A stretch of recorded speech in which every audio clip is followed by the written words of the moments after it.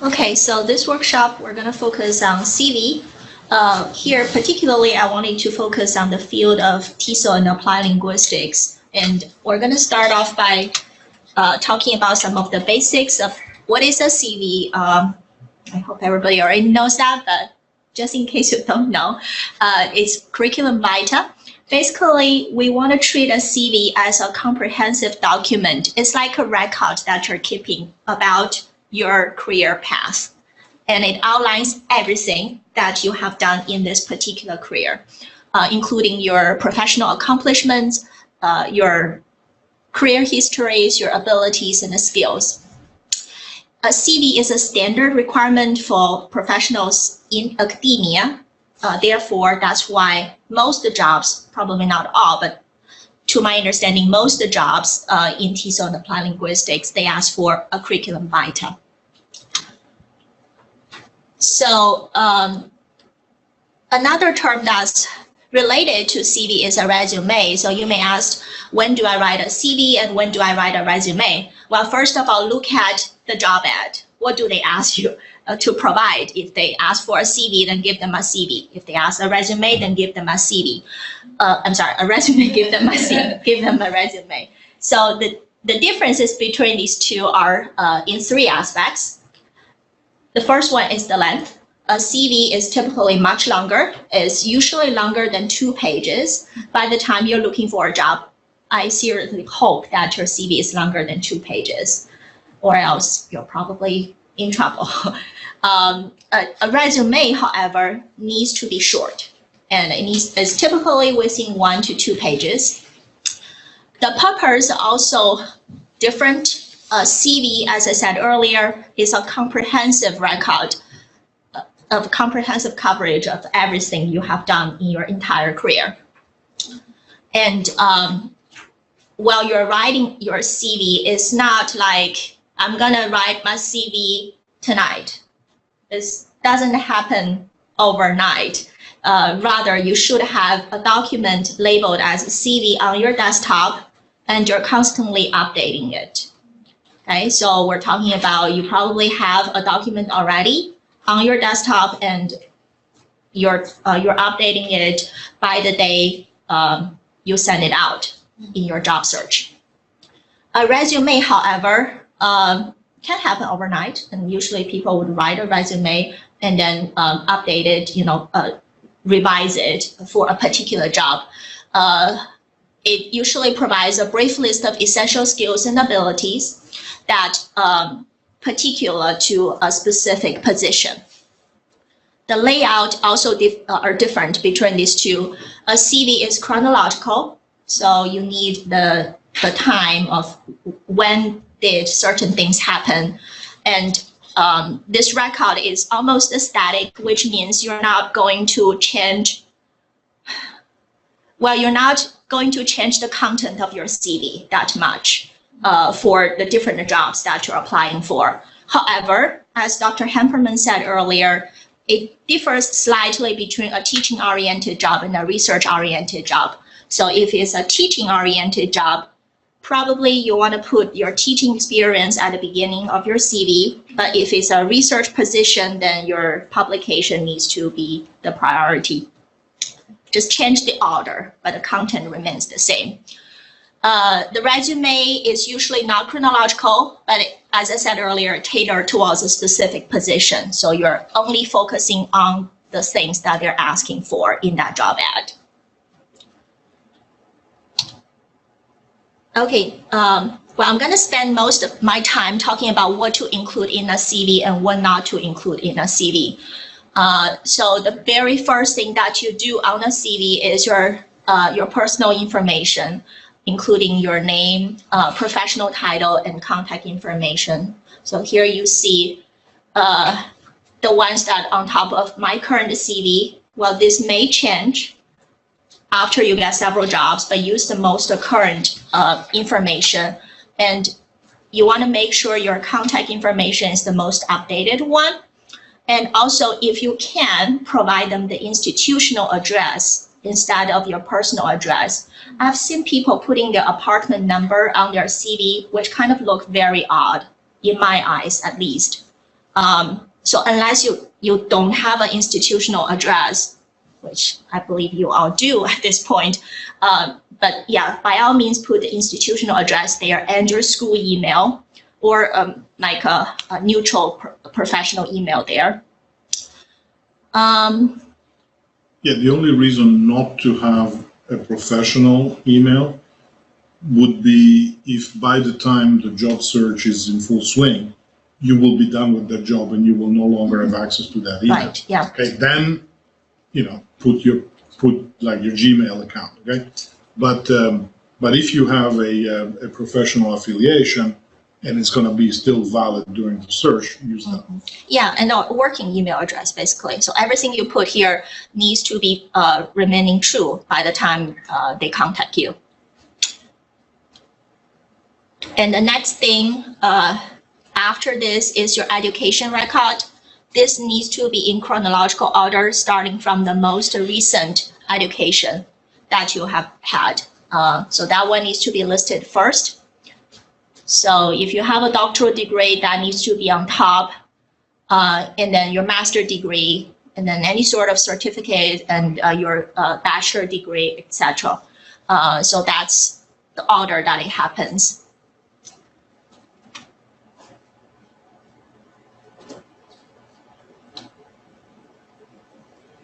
And the next thing, it depends on the position you're applying for, but for most TESOL jobs, if it's a teaching-oriented position, you want to put your teaching experience first.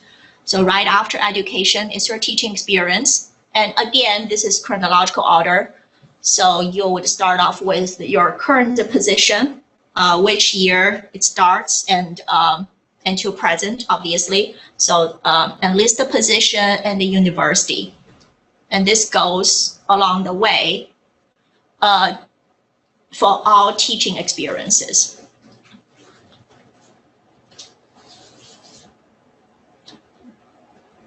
The next thing that also includes into the teaching experience is all the courses that you have ever taught. Well, I'm going to give you two versions of this. First of all, you definitely need a chronological record of every courses that you have taught in your career in different institutions, if you have taught in different institutions. So that's the beginning part, if you need to start off with that list. And what I always do when I apply for jobs, especially at the very beginning, is to also give a brief description of each course. Because let's say a course titled Sociolinguistics here at TAMOC may be covering very different concepts compared to sociolinguistics at Northern Arizona University. So the committee, if they're looking for somebody who's teaching sociolinguistics, they might need to know what are the specific things that you're able to do in that course. Well, just to give them more details on what you can do in each course. Not very long, I would say 1 sentence to 2 sentence description on what that course focuses. And then later on, when you're further into your career, you can remove that. When you're already employed, then you don't need that description. Okay, and then the next thing is research experiences. First thing that you want to put there is if you have any publications. If you do, you list them in chronological order. In our field, we use APA, so you want to make sure they're all in correct APA citations. Check the manual, ask somebody else to look at that for you, make sure you're not making any mistakes. And you also want to organize them by the types of publications. So if you have co-authored a book, if you have a peer-reviewed article, a book chapter, or if it's a book review, a conference proceeding, you have to label them correctly and then put a citation underneath. You should also give a list of presentations in chronological order. And again, you want to label them, organize them by the different types of presentations, including peer-reviewed conferences, local conferences, or if you have ever done a workshop like this, you can also list it under presentations. You know, for graduate students, all things count, obviously. So whatever presentations you have done, even if it's other people's classroom, you list it under a different label. But the conference presentation took the priority here because especially the peer-reviewed conferences, those are the more renowned ones. And lastly, under research, you want to list other research experiences that you have ever had. If you have ever been a research assistant with some professor, for sure list that and give a brief description of what that job was. What did you do? What were your duties? If you are a member of a research team, the same. You want to talk about the projects you have done and you know, what are the other team members, who's the leader of the team, etc. Okay, so now I've covered the teaching and research. The next thing is surveys. Those are the three important aspects to include in the CV. Professional surveys started when you are a graduate student. At this point, you should have already done some surveys in different aspects. So if you have done surveys to the university, to the college, to the department, you can include that. Any committee work. When I was a graduate student, we had student representatives in search committees, which is kind of interesting. But you know, I list that under surveys to the department because that's the surveys that you have done from the student's perspective. Surveys to the profession. If you have ever reviewed a journal article, if you have ever served as a reviewer, by all means list that. If you have volunteered in any of the conferences, regional or national conferences, if you have ever organized a conference, that's a very good record to include there as well. This all under surveys. And lastly, service to the communities. So this would be something like you have been a speaker for a student organization, if you have been a poetry reader for a book club in the local library, etc. So anything that's related to community service in academia falls into this category. Okay, and then scholarship grants and awards.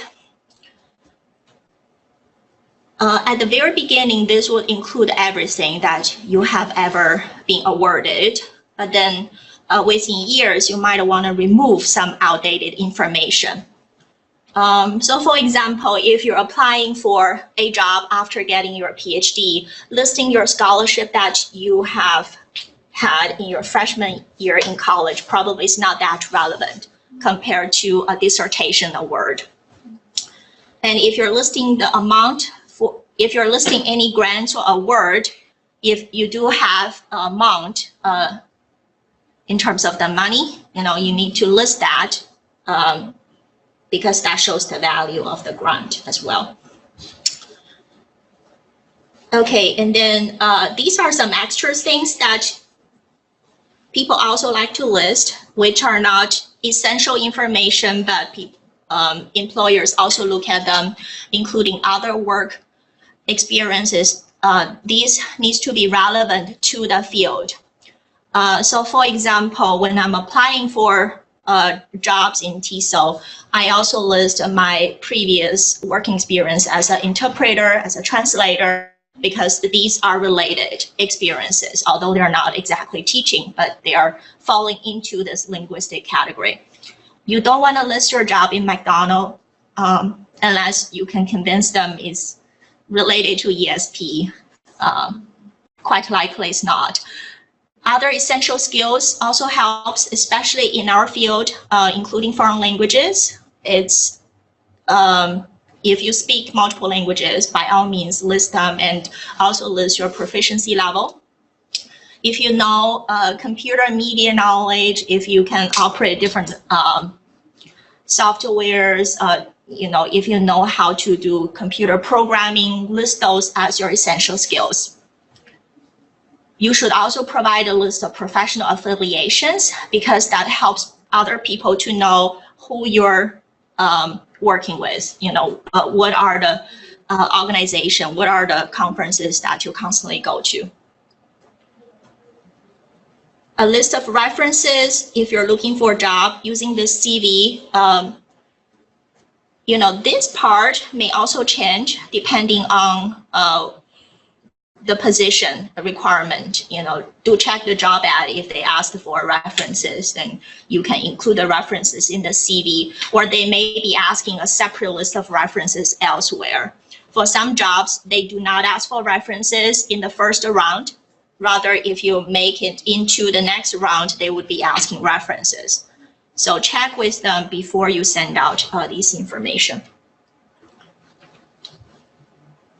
Okay, I've just talked about what to include in the CV. This is what not to include in the CV. A lesson that I've learned within the United States. This differs by country, depending on where you're looking for the job. But if we're talking about in the United States, you want to avoid including any personal information such as your gender, your age, your birthday, marital status, nationality, etc. Because these are sensitive information that employers are not supposed to know by the time that they are looking for employees. So these are the information that you should hold on. And headshot in the photo is a very common requirement in many countries on the CV, but it's not necessary, and you should not put in a photo on your CV or on your resume. So lastly, when you're done with your CV, I'll always ask for somebody else to check for you before sending it out. The ideal person who can check your CV for you is a professional in the field who has a similar job, the same or similar job that you're applying for. If that person has already got that job, then they know something that's particular to the job. So they can be very helpful. Use the recommended file format. You want to make sure that people can open the document that you send out. So in either PDF or Word. It's helpful to include a header and a page number on each page, especially given the fact that your CV is going to be longer than 2 pages. So you don't want the search committee print it out and then lose track of what they're looking for, which certainly happens because when we're reviewing the applicant's materials, we're printing everything out. And when the paper's shuffling and you don't know what you're looking for. So if you have your last name and page number on each page, even if we lose some page, we can still find that information. Do not use fancy paper to print out your CV. If you're mailing them out, it's certainly not worth the money, because what happens in the search committee when they're reviewing everybody's documents is they make photocopies of everything. If they're now going into the electronic age, then they're making photocopies using your fancy paper. So nobody's actually going to see your fancy paper. So it's not worthwhile. All right, and that's it. Any questions?